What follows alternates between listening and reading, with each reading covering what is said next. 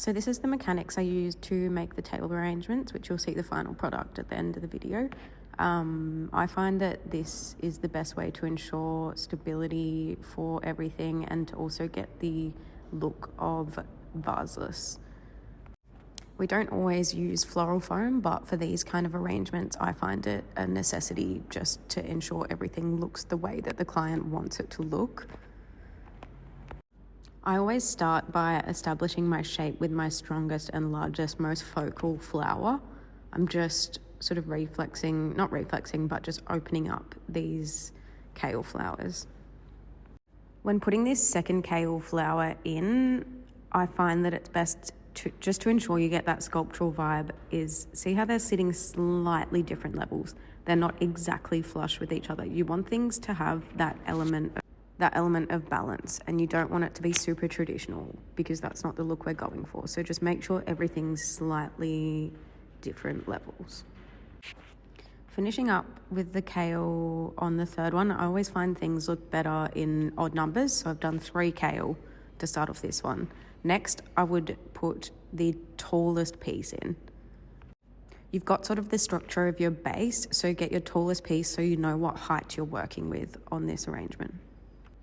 Next, I'm using hydrangea to fill in the rest of the base.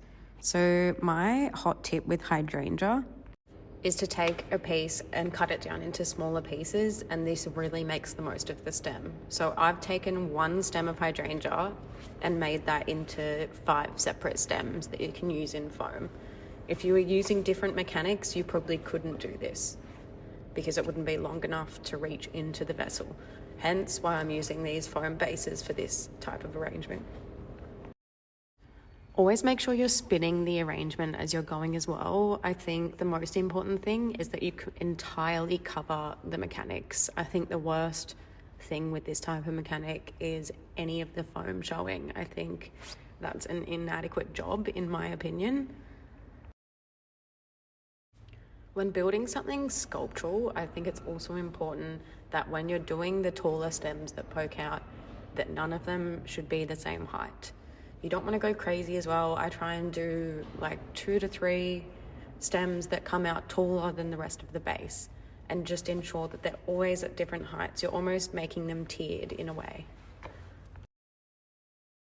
You're always spinning as well because, especially with these types of arrangements, because this is an all-rounder, there'll be people seated on either side of the table. So all angles have to have focal flowers and have to look good.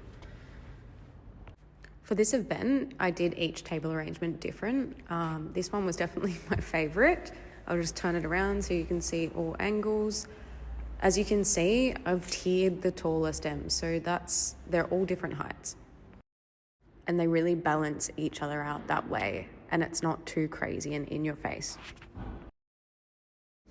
Here's another one as well, just so you can see different examples, especially an example of all the flowers balancing each other out at different levels and different heights. I think this one works really well. And you're also keeping in mind that when you are making mismatching arrangements, you want to make them one after the other and sort of line them up how you'd place them on the table, just so you can ensure that they look good together.